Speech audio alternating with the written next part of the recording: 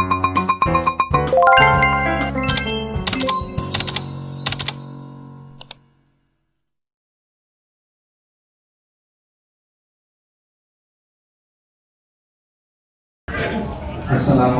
warahmatullahi wabarakatuh. Masya Allah, semangat bener. Udah selesai ya, jadi semangat. Alhamdulillah munzilil Quran, wassalatu wassalamu ala Sayyidina Muhammadin Sayyidil Akwan, wa ala alihi wa ashabihi wa man tabi'ahum bi ihsan min yaumina hadha ila yaumil wuqufi bayna yadayil malikid dayyan, amma ba'du. Faqad qala azza min qailin karim, syahrul ramadhan alladzi unzila fihi al-Qur'an hudal lin-nasi wa bayyinatin minal huda wal furqan.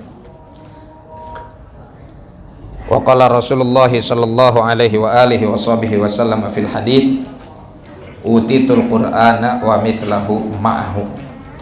Shadaqallahul azim wa sadaqa rasuluhun nabiyul afiyul karim wa nahnu ala dzalika minasyahidin wa syakirin walhamdulillahi rabbil alamin.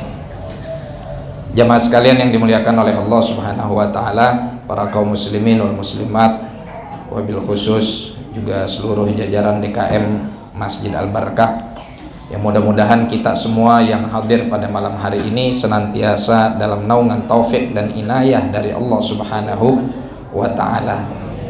Jamaah sekalian yang dimuliakan oleh Allah, bulan Ramadan sudah bukan rahasia lagi bagi kita bahwa bulan ini adalah bulan yang mulia. Kemuliaan Ramadan selain karena ini menjadi khususiyah, keistimewaan bagi Nabi Muhammad dan juga umatnya, juga karena bulan Ramadan adalah bulan yang mendapatkan keistimewaan dari Allah Subhanahu wa taala, di mana di bulan tersebut Allah turunkan kitab suci Al-Qur'an. Allah berfirman, syahrul ramadhan alladzi unzila fihil Qur'an. Bulan Ramadan adalah bulan di mana di bulan tersebut Allah turunkan Al-Qur'an. Malam yang dimana malam yang dimana Al-Quran diturunkan pada malam tersebut disebut dengan malam Lailatul Qadar. Ya. Adapun berulangnya malam Lailatul Qadar di setiap bulan Ramadan di setiap tahun bukan berarti di setiap tahun Al-Quran turun. Enggak. Hanya saja dulu ketika Al-Quran pertama kali Allah Subhanahu wa ta'ala turunkan ke Baitul Izzah secara keseluruhan dari surah Al-Fatihah sampai surah An-Nas, yang mana urutan surahnya pun sudah bersifat tauqifi. Apa itu tauqifi? Tauqifi itu artinya penentuannya langsung dari Allah Subhanahu wa ta'ala. Ini terjadi di malam Lailatul Qadar dan di malam bulan suci Ramadan. Pun ketika Al-Quran diturunkan dari Baitul Izzah ke dunia, yang mana itu Allah Subhanahu wa ta'ala turunkan kepada Nabi Muhammad sallallahu alaihi wasallam tergantung dengan kondisi, keadaan, kejadian atau pertanyaan yang datang kepada Rasulullah sallallahu alaihi wasallam. Artinya Al-Quran yang turun ke dunia kita ini kepada Rasulullah sallallahu alaihi wasallam itu tidak diturunkan secara keseluruhan dari surah Al-Fatihah sampai surah An-Nas, melainkan diturunkan secara bertahap, diturunkan secara random, ya, secara acak. Nah, yang pertama kali turun surah Al-Alaq dari ayat pertama sampai ayat kelima itu juga diturunkan pada malam Lailatul Qadar, yang memang adanya malam Lailatul Qadar di bulan suci Ramadan. Oleh karena itu jamaah sekalian yang dimuliakan oleh Allah Subhanahu wa taala, menghidupkan malam-malam Ramadan dengan memperkuat hubungan kita dengan Al-Quran sudah menjadi sebuah keharusan. Kenapa? Karena Allah bilang dalam Al-Quran tadi, syahrul ramadhan alladzi unzila fihil Quran. Bulan Ramadan adalah bulan yang dimana di dalamnya Allah Subhanahu wa ta'ala turunkan Al-Quran. Kalau kita bertanya-tanya, apa sih itu Al-Quran? Ya. Apa itu Al-Quran? Al-Quran itu dijelaskan oleh Allah hudan. Yang dimaksud dari Al-Quran itu adalah petunjuk. Fungsi dari Al-Quran itu adalah petunjuk. Petunjuk untuk siapa? Hudan linnas. Petunjuk untuk seluruh manusia. bukan untuk muslimin saja, tapi Al-Quran juga merupakan petunjuk untuk seluruh manusia. Setidaknya jamaah sekalian yang dimuliakan oleh Allah, keagungan Al-Quran, kemanfaatan, kemaslahatan, dan kebaikan yang diberikan oleh Al-Quran ketika ada di alam dunia, minimal, kita belum berbicara nanti untuk urusan di akhirat, setidaknya ketika Al-Quran itu digunakan dengan sebaik-baiknya di alam dunia, maka kebaikan dan kemaslahatan tersebut tidak hanya berlaku untuk mereka-mereka yang beriman, tapi juga berlaku untuk mereka-mereka yang tidak beriman. Artinya apa? Di dunia ini kalau seandainya kita jadikan Al-Quran sebagai pedoman, maka keadilan akan mencakup semuanya. Keadilan akan mencakup seluruhnya. Kebaikan dan kemaslahatan akan menyertai siapapun. Oleh karena itu hukum-hukum dunia yang Allah Subhanahu wa ta'ala tetapkan di dalam Al-Quran itu tidak hanya berlaku untuk orang-orang yang beriman, tapi untuk mereka-mereka yang tidak beriman pun sama. Ya, ketika Allah Subhanahu wa ta'ala, kita ambil sebagai sebuah contoh, misalkan ya, idza tadayantum bidainin ila ajalin musamman faktubuh, ayatud dain, ayat tentang hutang, ayat paling panjang dalam Al-Quran. Satu halaman isinya cuma satu ayat, ayat utang. Kenapa ayat utang paling panjang?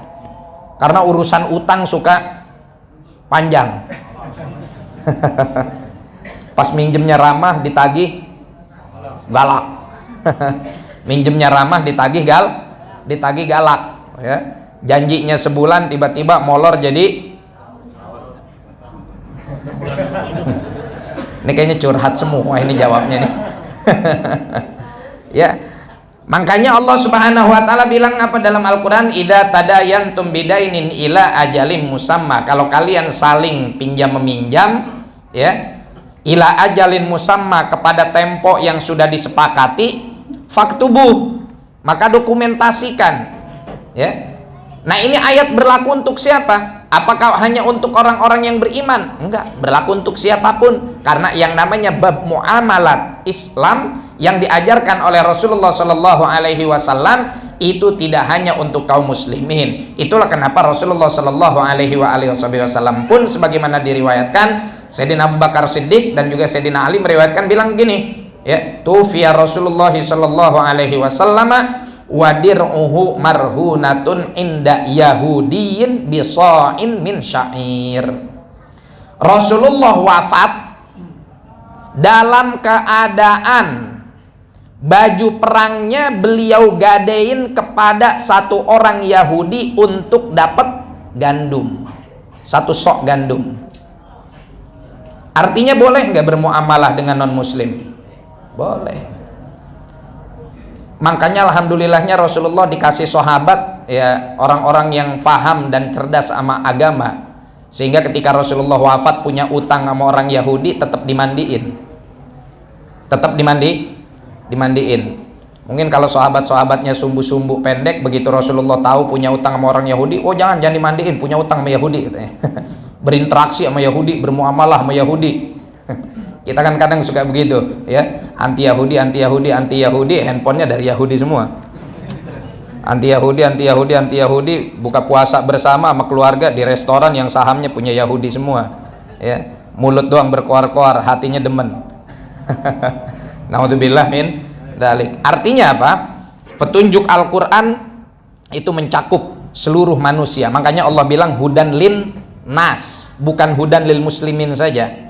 Nah, setelah hudan linnas, Allah bilang apa? Wabayinatin, penjelas dari petunjuk tersebut, sehingga petunjuk Al-Quran nggak ada yang gelap, petunjuk Al-Quran nggak ada yang ambigu, petunjuk Al-Quran nggak ada yang remeng-remeng. Petunjuk Al-Quran semuanya jelas, baik dijelaskan oleh Al-Quran itu sendiri ataupun dijelaskan oleh hadis Nabi Muhammad Sallallahu Alaihi Wasallam. Ya. Seperti misalkan apa? Yas'alunaka anil ahillah. Mereka bertanya tentang apa itu ahillah. Bahasa Arab sulit, orang Arab pun banyak yang nggak paham. Dijelaskan oleh Al-Quran, qul hiya mawaqitu linnasi wal hajj. Ya. Jadi Al-Quran menjelaskan makna Al-Quran sendiri. Dalam surah Al-Fatihah kita baca ihdinas siratal mustaqim. Ya Allah, kasih saya petunjuk jalan yang lurus. Apa jalan yang lurus? Tol Japek apa tol Cipali? Ini romannya begitu dengar jalan yang lurus, otaknya udah kebayang pulang kampung semua nih. Udah kebayang mudik. Iya, udah kebayang mudik. Ya, ingat-ingat kalau mudik sebelum pulang datengin dulu Pak RT sama tetangga 10 rumah ke depan, 10 rumah ke belakang, 10 rumah ke samping. Minta maaf. Iya. Bikin salahnya di sini, minta maafnya di kampung. Ya. Pamitan dulu sama tetangga sekitar, Ibu, mohon maaf kalau nanti ntar lebaran kita sama-sama di kampung. Saya mohon maaf lahir dan batin dari sekarang ya. Begitu. Iya, syukur-syukur ntar pulang bawa oleh-oleh. Ini minta maaf kagak, bawa oleh-oleh kagak, nitipin rumah lagi. Nitipin rumahnya udah jauh. Pak maaf tadi saya nggak sempat ketemu, sibuk banget nih, saya WA aja, tolong lihat-lihat ya rumah saya. Akhirnya sama yang di WA, kesempatan. Jadi gitu, itu namanya etika bertetangga. Apa ihdinas siratal mustaqim? Jalan yang lurus. Ditafsirkan oleh Al-Quran, siratal ladzina an'amta alaihim, jalan orang-orang yang engkau kasih nikmat. Siapa sih orang yang engkau kasih nikmat ya Allah? Nanya lagi kan kita, apakah miliarder, apakah crazy rich, atau orang-orang yang rutin masuk ke majalah Forbes? Siapa itu mereka-mereka yang engkau berikan nikmat? Ternyata dari nama-nama atau kriteria-kriteria yang tadi kita sebutin, nggak ada satupun dalam Al-Quran disebutin crazy rich atau penghuni majalah Forbes. Tapi siapa? Ladzina an'amta alaihim minan nabiyyin wasiddiqin wasyuhada wassolihin. Dijelaskan oleh Al-Quran bahwa golongan yang dikasih nikmat oleh Allah berupa petunjuk jalan yang lurus, yang tidak ada belok-belok dalam artian belok nakal kanan atau nakal kiri, jalannya lurus menuju Allah Subhanahu wa Ta'ala, ya, enggak meliak-meliuk, enggak melipir-melipir.